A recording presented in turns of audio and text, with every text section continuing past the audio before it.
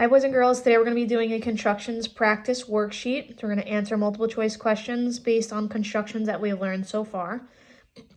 Starting with number 1, it says a student used a compass and a straight edge to construct segment CE in triangle ABC as shown below. So they used a compass and got these arcs. Okay, what they did is they constructed CE. And we know from the past that that construction is an angle bisector. Just a refresher that an angle bisector cuts an angle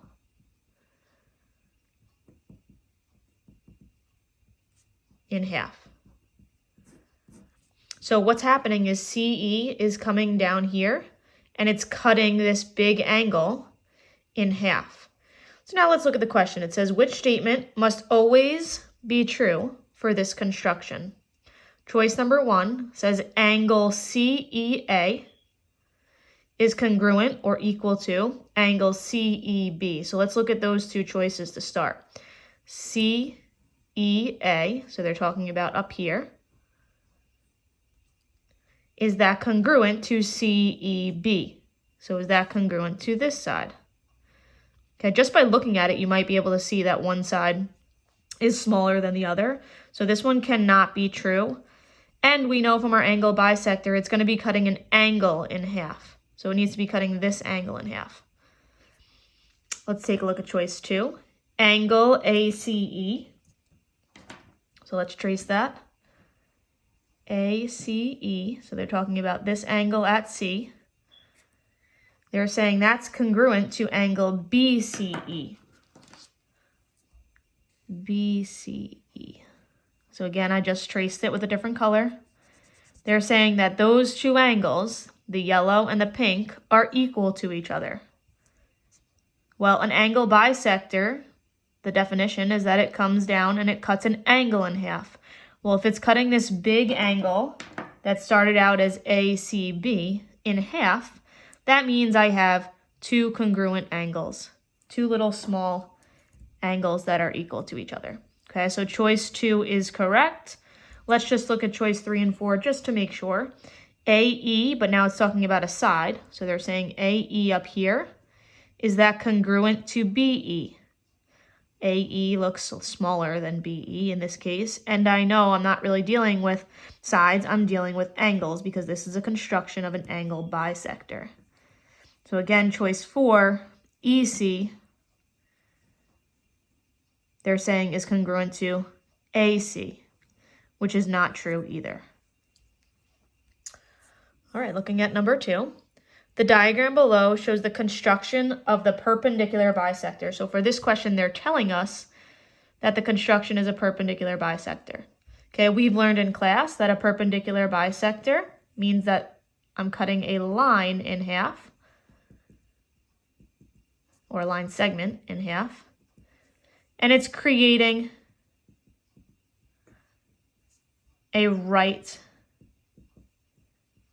angle, or a 90-degree angle, which is right here for us. Okay? So I know when that line gets cut in half, I have two pieces that are equal to each other. I have one on this side, AC, is equal to CB. And we've learned in class to put the little slashes on them to show that they are congruent to each other.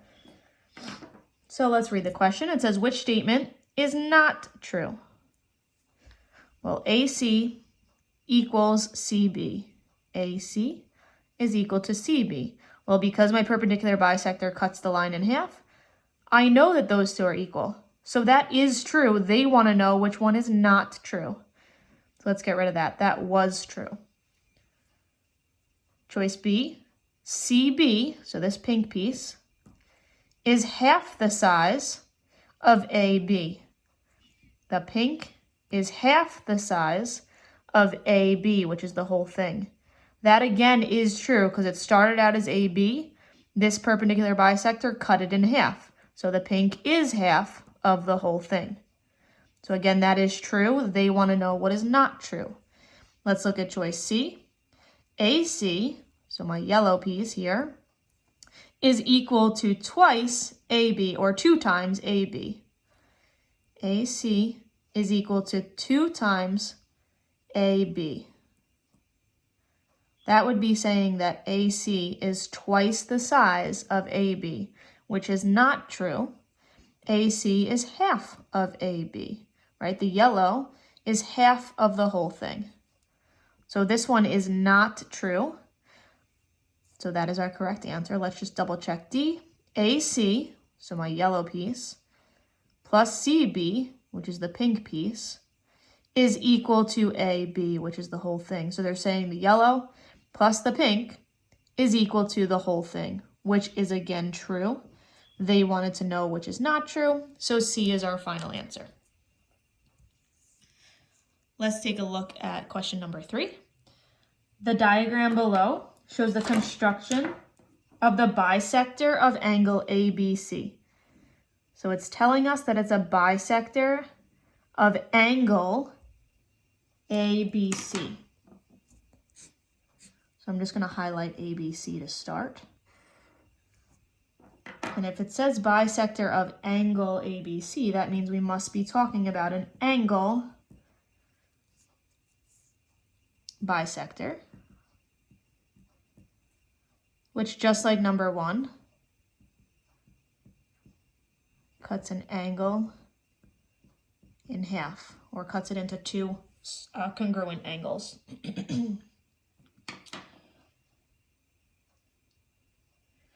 So it says, which statement is not true?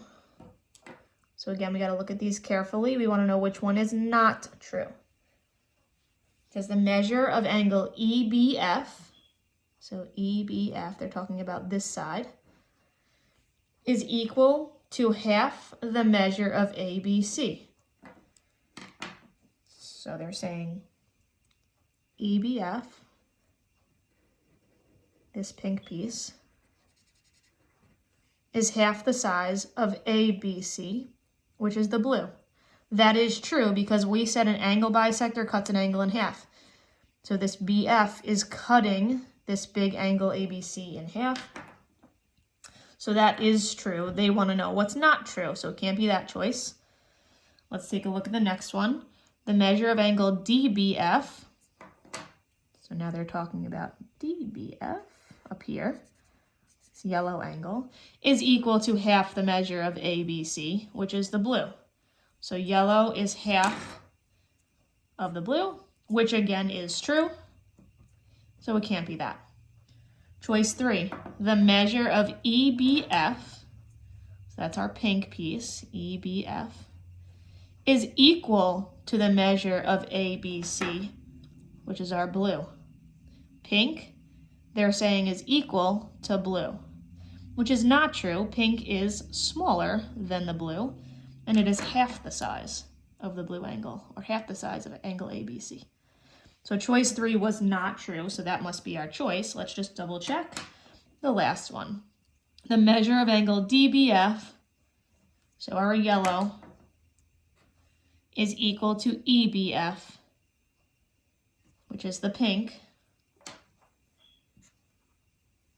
which is true. The yellow is equal to the pink because, for example, if I started out with this big angle being 60, and then it's an angle bisector, it gets split in half, so these would be 30 and 30. Okay, so DBF is equal to EBF. So that again is true, so it can't be our choice. Looking over at number 4. In the accompanying diagram of a construction, what does segment BC represent? So they want to know, what does PC represent? Well, this looks like what we did in class. We constructed this line right here, and we made sure that when we constructed it, we added a box here, because this construction is a perpendicular line. So we could say a couple different things here. We can say PC is perpendicular, because as soon as I know that right angle, I know it's perpendicular to AB. because PC and AB form the right angle. And also, they want to know what it represents as far as the triangle goes. Okay, which we again learned when we talked about triangles, that this bottom piece would be our base. And this piece that comes down and makes a right angle with the base is called our height. So on that blue line, you can write the word height. And down here we'll say PC represents the height or altitude, which we'll learn in future lessons, of the triangle.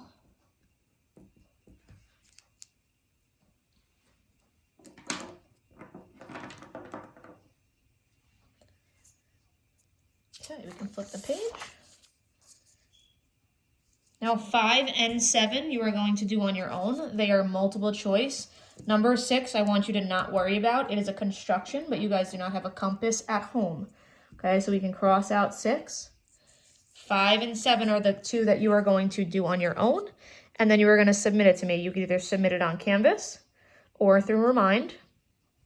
Okay, I'll just read them for you. Number 5, it's multiple choice. It says, which illustration shows the correct construction of an angle bisector? So you can look back on your notes or look back previously on this worksheet, might help you. And then number 7, they want to know which diagram shows the construction of a 45-degree angle. Keep in mind, we talked about in class, in order to get a 45-degree angle, we had to do half of 90 degrees. So that's a hint to help you with number 7.